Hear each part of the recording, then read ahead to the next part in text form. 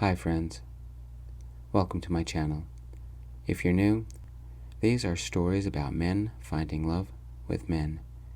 They are original, I wrote them, and I hope you enjoy.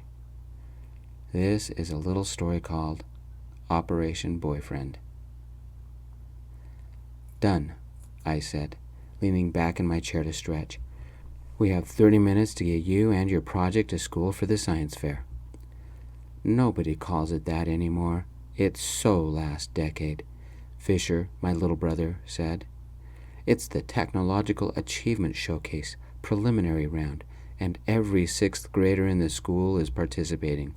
There's 5 classes, 150 kids, and all their projects. Winners go to the Technological Achievement Showcase district finals, and those winners go to state. Let me guess. The Technological Achievement Showcase state finals, I said, trying to hide my smile. Brad, this is serious. The state winner earns a scholarship, and top district winners can win things like laptops and cash prizes. Do you think Mom will make it? Fisher said. She said as soon as she gets break, she'll be right over, I said. Thursday night, 30 minutes before the science fair. Sorry, Technological Achievement Showcase began, and we had barely finished Fisher's project. It couldn't be on a Friday night because that conflicted with a high school football game. His project was supposed to be a volcano. It should have been a round cone painted brown, maybe with a little bit of red paint at the top to simulate lava, and maybe a couple of trees on the ground. In the middle of the volcano was supposed to be a round tube that the scientist would pour baking soda and vinegar in and make it spew lava. My kid brother's science project. It should have been simple. It wasn't. He wanted a pyramid, so I helped him measure the cardboard and I cut it out for him. I wasn't going to let him use a knife, not after what he did to my dining room table when he built his log cabin diorama. He wanted a sandy base, not painted beige or gold, but he wanted real sand. I drove him to the playground where he dug up a bucket of sand. He wanted the lava to come out in several places, so he used a plastic bottle with tubes duct taped to it. He spent an hour spray painting the pieces and another hour drawing lines on his pyramid to resemble brick while I worked on a 10-page paper about some painting for my Intro to Art History class.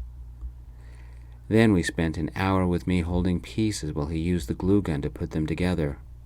He didn't want red lava, but blue. It was supposed to be an ancient alien ship, so it had to be blue. I went to the grocery store and bought blue food coloring and vinegar and baking soda. It had to glow. Does he realize how hard it was to find blue Christmas lights in April? We found some at the discount rack in the craft store. He wanted to make little gray aliens wandering around with the pharaoh and palm trees and a hot dog stand, so his little figures could have something to eat. We didn't have time. The Technological Achievement Showcase started in 30 minutes. Why did you wait until the last minute? We should have built this last weekend, I said, grabbing my keys, wallet, and phone from the small basket on the table. After locking up my apartment, I carried the pyramid monstrosity out to my car. Careful, don't bend the base, Fisher yelled. I'm not, I said, gently shoving the huge project into my back seat. The sand spilled and got everywhere. I tried to stay calm and pretended to smile. It was my brother's night to show off. Tomorrow, sometime between school and work, I would have to get my car vacuumed. I'm Brad, 21, single, no current boyfriend, and it's my turn to watch over my 12-year-old brother. Mom works afternoon shift at the shoe store on Tuesdays, Thursdays, Saturdays, and every other Sunday afternoon. Fisher comes to my apartment those days to hang out and do homework, because that's what I'm doing. Often, we end up playing video games, or he watches YouTube on my flat screen, or he texts some girl in his class. Fridays are my social night, if I had one. Most of the time I hang with my friends, and if I'm lucky, it's date night too. Why did you have to make this so complicated? I asked as we drove to the school. There's this kid in my class, Sean Bishop. I hate him, Fisher said. Why? I asked. He gets straight A's, thinks he's better and smarter than anybody in the class, and his projects always get the best grades. Just once, I want to beat him, Fisher said. So you hate him because he gets better grades than you, I said. I get good grades too. Does that mean you hate me? That's different. You're old, Fisher said. I can't stand Sean. Everybody thinks he is a genius, and the girls like him better than me. Sometimes he comes over to whatever I'm working on and makes me feel stupid. I was writing the story, and he told me nobody would like it because I didn't write proper sentences. And he looked at this math worksheet I was working on and said, "You're making the same mistake on every problem." Just ignore him, I said.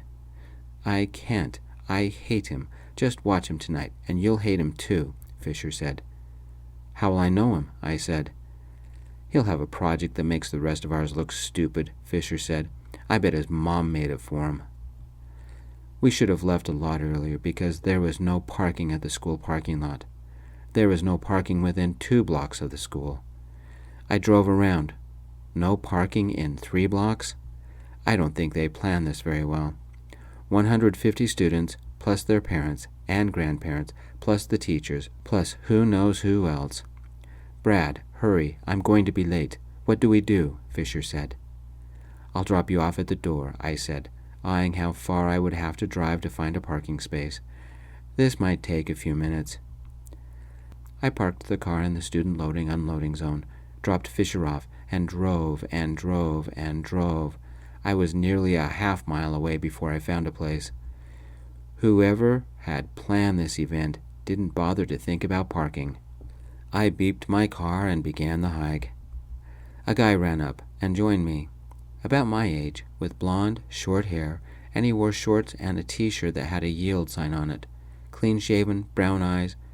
In the evening light, his hair had little red sparkles. Let me guess. Your brother is part of the science fair too, and you helped him all afternoon, and now you're swearing because the parking is so bad? He said, with a shrug and a casual smile. He had that swimmer kind of a vibe. Strong shoulders, slim hips. He had a casual kind of confidence about him.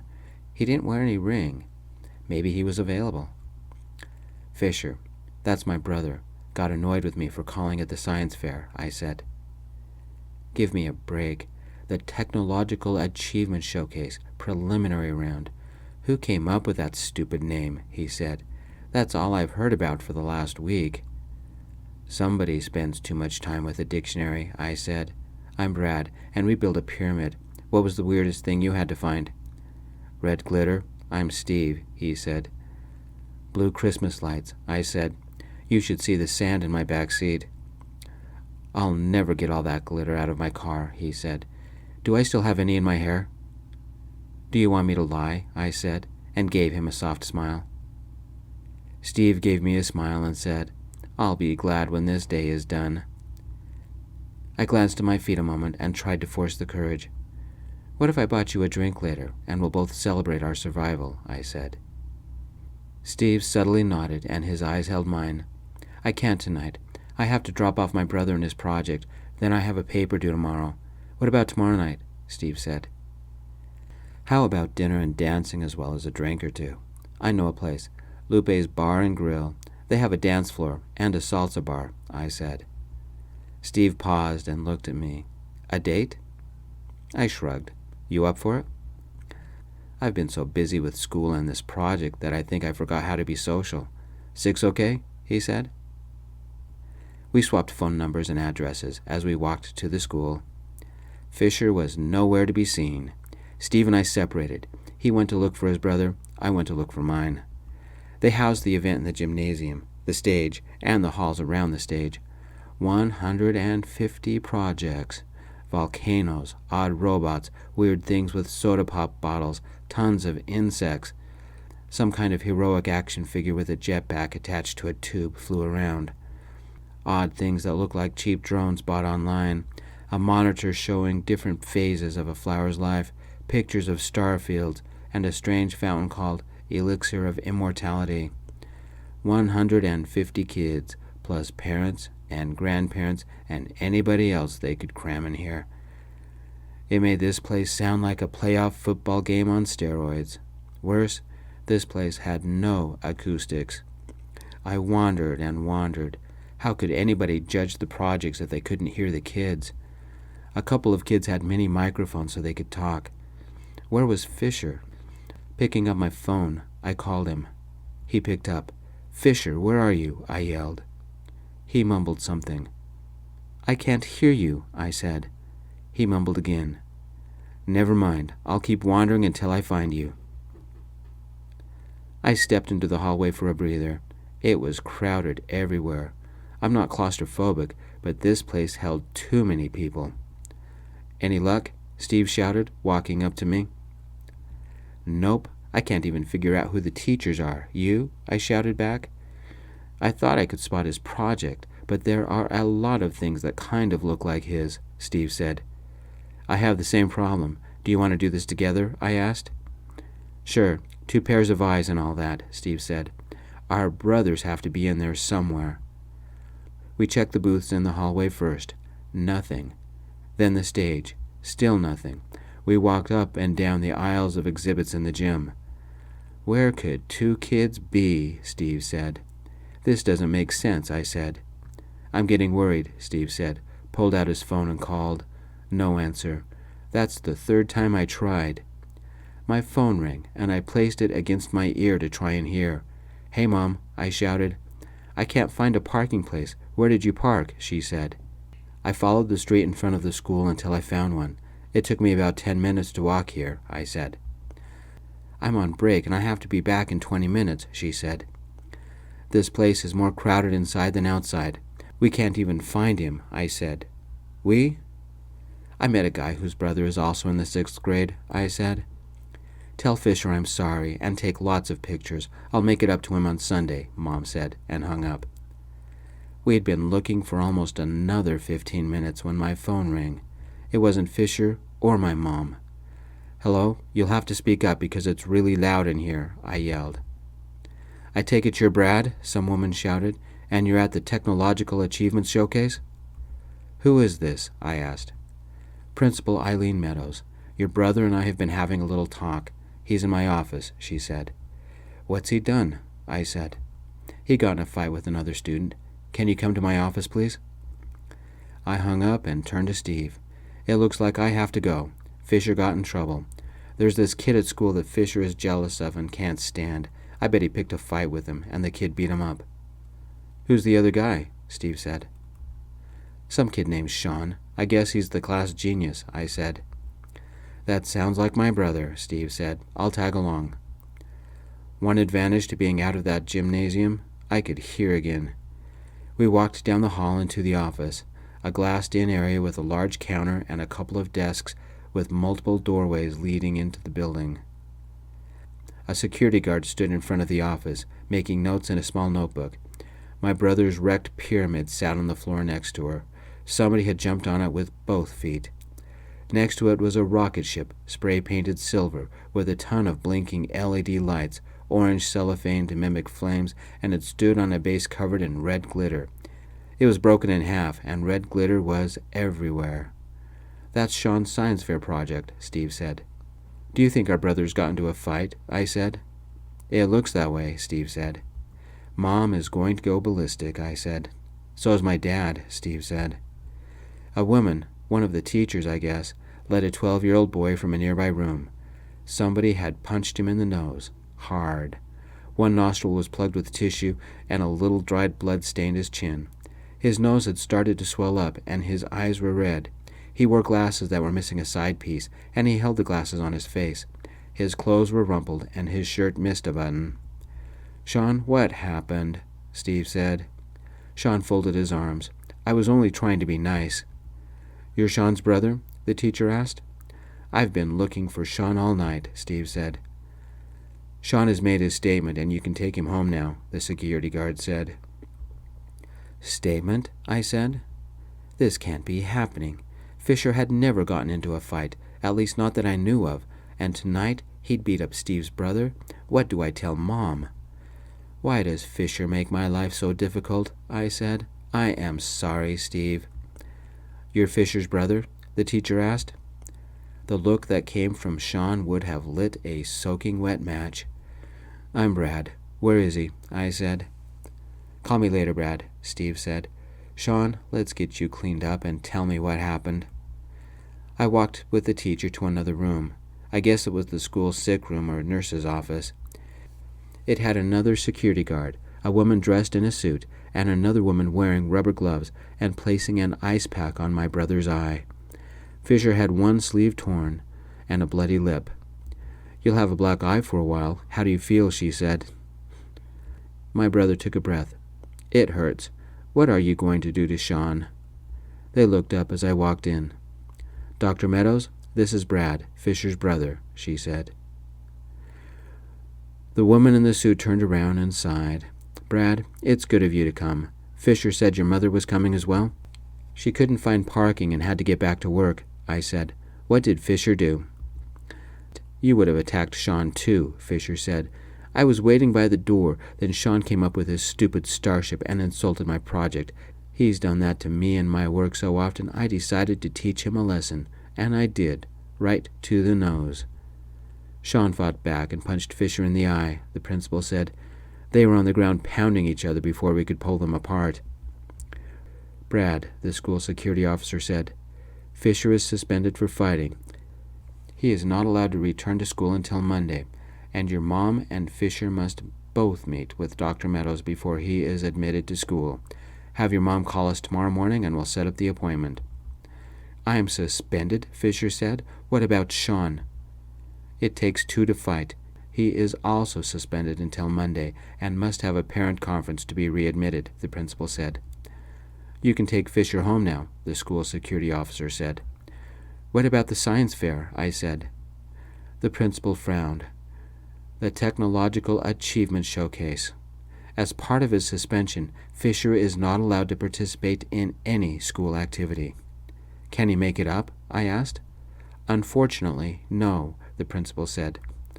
"What is Fisher supposed to do tomorrow? I have school and work. Mom has work. He'll play video games all day," I said.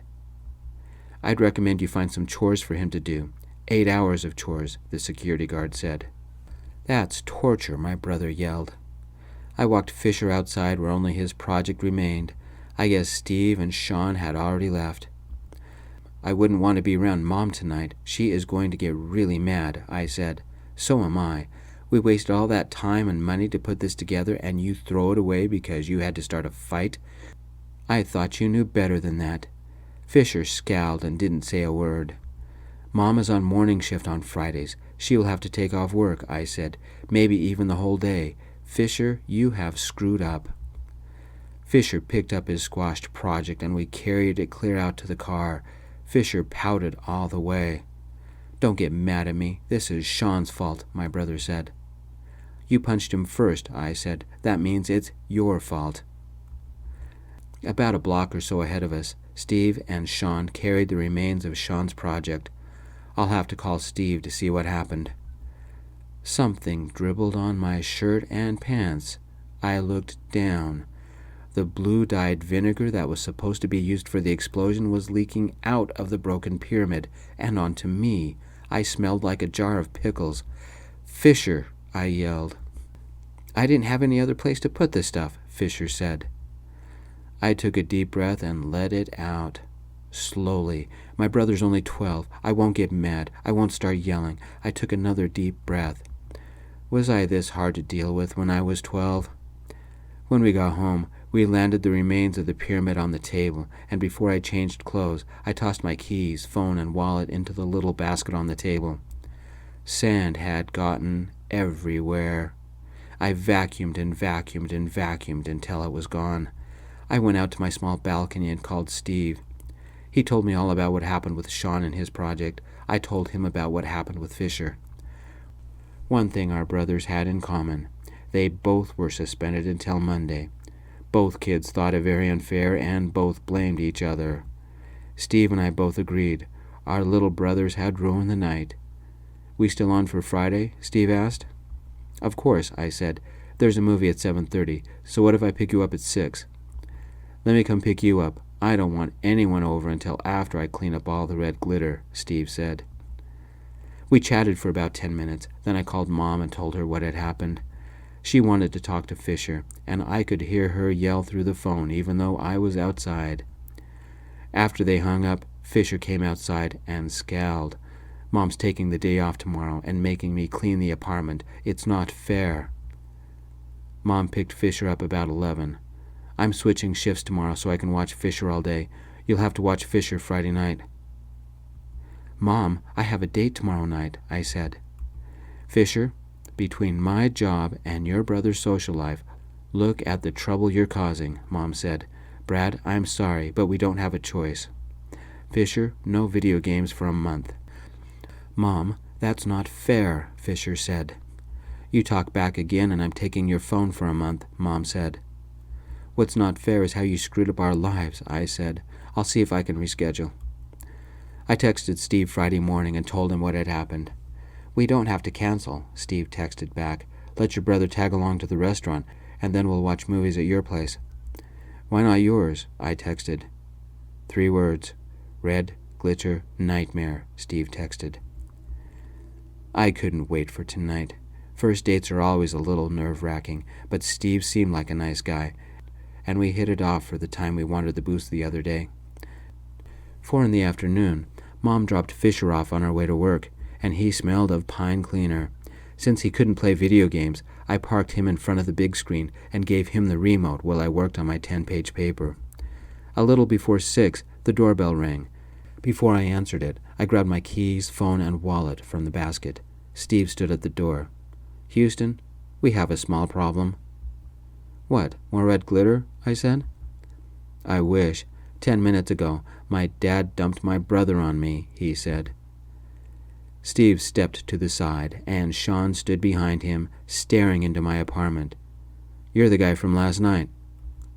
I am, Sean.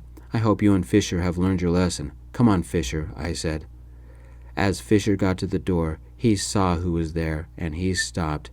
No way. Come on, I said. We went out to Steve's car, and Sean got in. Fisher glared at me. Brad, you're dating Sean's brother? I hate Sean. Get in the car, Fisher, I said. Steve, take me back home. I won't be around Fisher, Sean yelled. No, Steve said. You two are interrupting our date, so be nice. I'll stay here, Fisher said. No, you won't. Get in the car, I said. Now. My brother slightly shook his head and his mouth squeezed tight. Whatever. He climbed in the car. I hope we know what we're doing, Steve said. I climbed in the car, already getting frostbite from the icy stares from the 2 kids in the back seat. As long as they were quiet, this might go okay. Turning around so I could look at Fisher and Sean, I said, I expect both of you to be nice to each other. That won't happen, Sean muttered. Steve gave me a I'm sorry kind of a smile, and we drove to the restaurant. Steve and I made small talk while our brothers glared at each other. Both Steve and I pretended not to notice. This was going to be a long night. It was Friday night, and we had to wait in front of the restaurant for a few minutes before the hostess escorted us to a table and gave us menus. What's good here? Steve asked. Not the company, Fisher muttered. You started it, Sean said. I'll get an F because of you, Fisher said. You should be used to it by now, Sean said. Both of you, settle down, I said. Our waitress returned with a bowl of chips. Welcome to Lupe's, home of the best salsa in Nevada. I'll give you a couple of minutes to look over the menu, and please help yourself to our award-winning salsa bar, she said. Come on, Sean, Steve said. Sean got up, eyeing Fisher, then followed his brother. I only took my eyes off of Fisher long enough to get out of my chair. He broke a piece off of a chip and flipped it at Sean. The piece hit Sean in the back of his neck and slid into his shirt. Sean reached back and fumbled with his shirt a little, and the chip fell out. He glared at Fisher. Fisher, knock it off, I said. Whatever, he said. Don't ruin this, I whispered. Sean shrugged, his right fist clenching, and marched away. I followed, suddenly not hungry. What would Fisher do next? I better stay close. Lupe's bar and grill boasted more than 30 varieties of salsa. My favorite was always the lime pineapple salsa. I found the little bowls and filled one up.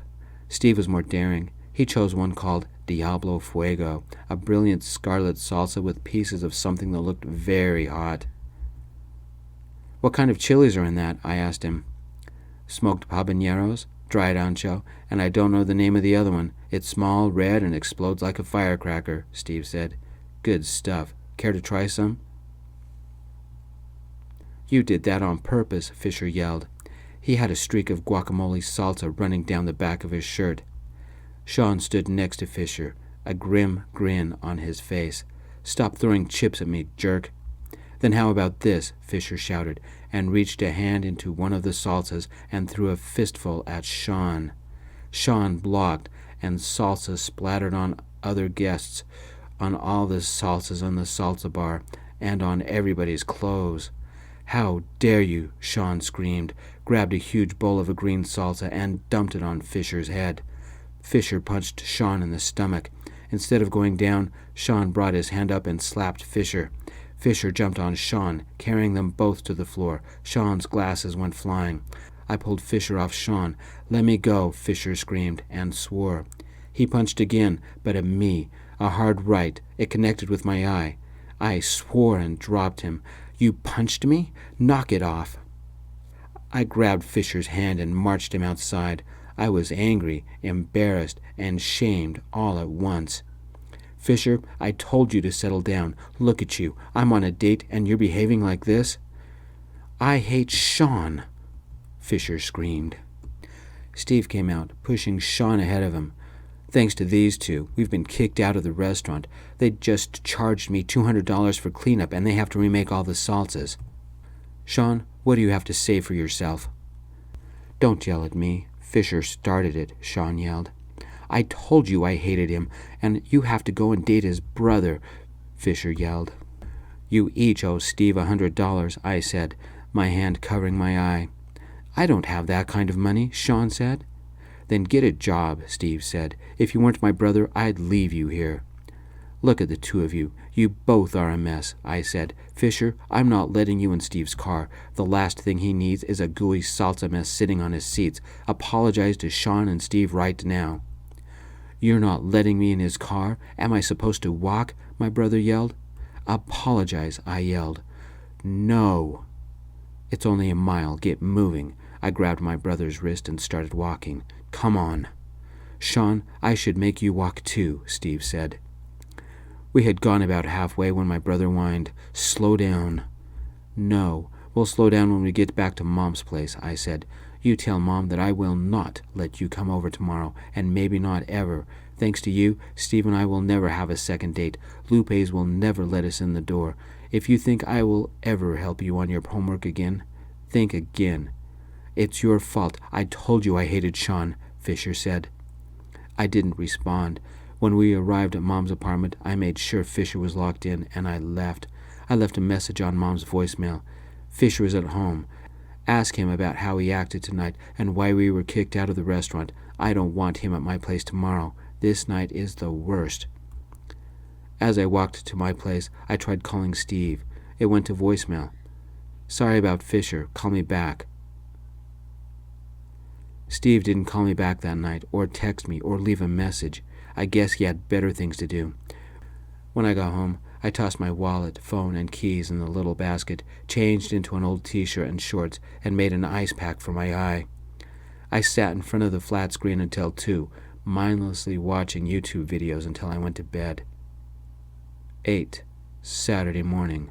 Mom texted, "I'm bringing Fisher over. I have no other place for him." I sent back a string of angry face emojis. Mom sent, "So am I." Steve still hadn't called or texted. Would he even want to see me again? While I waited for Mom and Fisher, I texted Steve, "Call me." I threw the phone back in the basket with my wallet and keys and ran to the bathroom to check my eye. What's black and blue and bloodshot and swollen? Fisher got me good. If my brother said the wrong thing today, I would start yelling. A few minutes later, the doorbell rang. Fisher and Mom.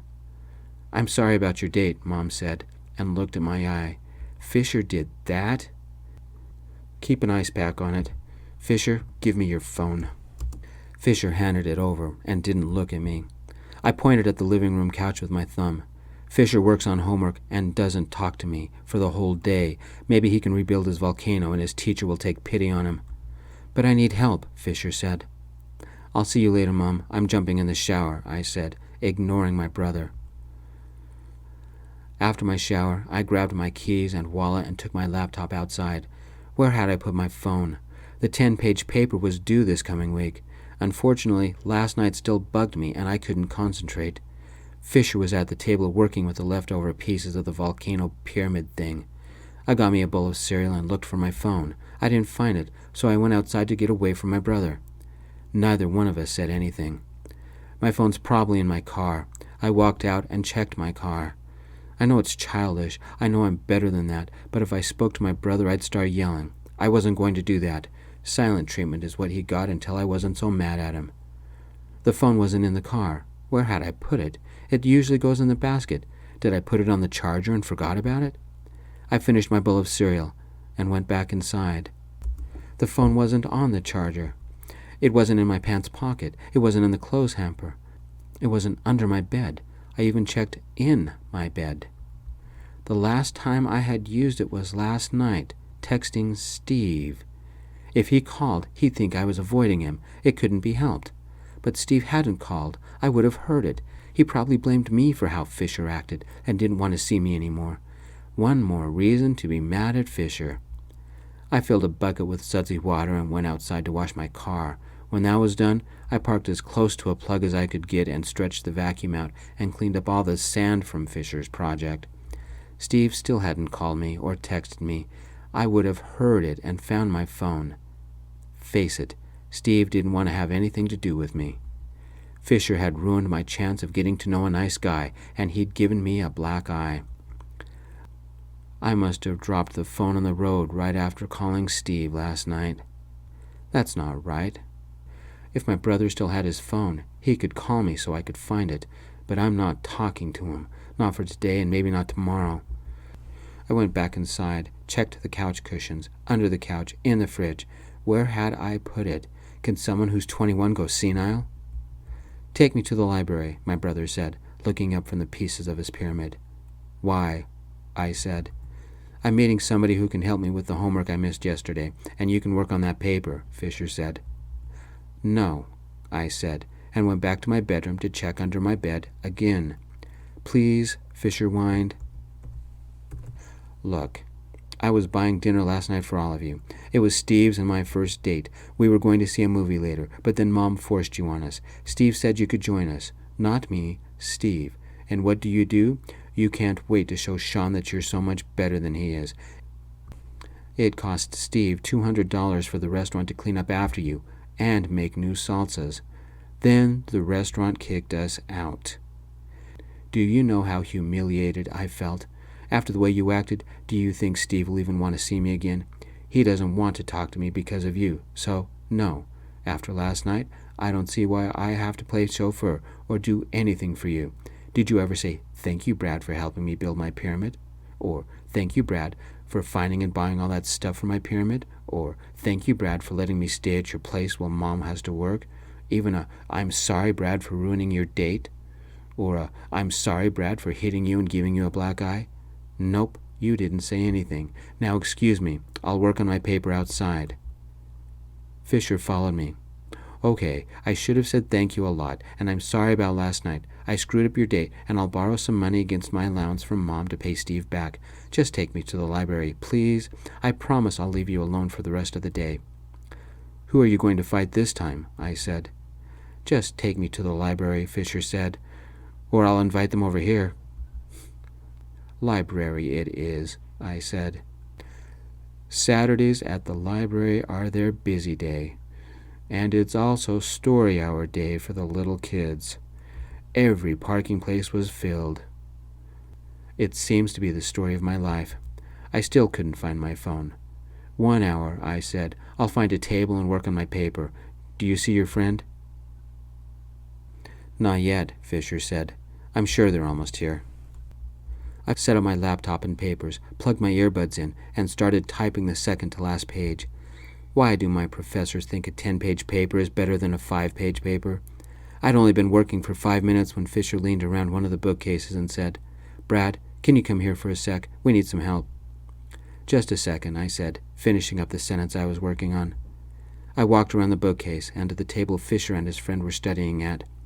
His friend was Sean, and Steve stood next to him. "Fisher gave you a black eye? No wonder you're mad," Sean said. "Fisher, what are you planning this time?" I said. "Sean, start explaining," Steve said. "Well," Sean said, and slid a phone across the table to Steve. "My phone? You had it all this time?" Steve said. "I was working on my starship when your phone buzzed," Sean said.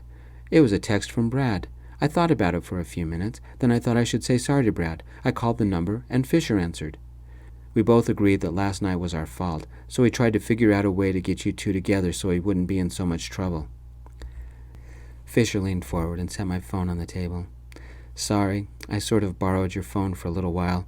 I thought that if we all met at the library, you two could go out to dinner or something, while Sean and I figure out how to fix our grades. Missing the Technology Achievement Showcase will drop us at least a letter grade," Sean said. "I want to say sorry for acting like an animal last night. You won't believe it, but even before Dad and my brother yelled at me, I felt pretty bad." "We both want to say we're sorry," Fisher said. "If we leave, what's to keep you two from fighting again?" Steve said. "We're in a library, so what's going to happen?" Fisher said. "Besides, Fisher and I had a long talk this morning while Steve was out jogging and Brad was washing his car. We're friends now," Sean said. Steve and I glanced at each other. I think we both rolled our eyes at the same time. "Can our older brothers really be this dense? We have a lot of things to figure out," Fisher said. "Go do your date thing and leave us alone. Lupe's is open for lunch on Saturday. See you in an hour or so." Steve glanced at me and shrugged. "That will give us an hour or so of peace and quiet," I said. "Then what are we waiting for?" Steve said, holding his hand out. "Are you ready to redo our first date?" I took his hand and pretended not to notice the look of triumph across Fisher and Sean's faces. Sean shouted, "Yes, Operation Boyfriend worked. Now I won't be grounded and you'll get your games back." Thank you for listening, friends. See you next week. Peace.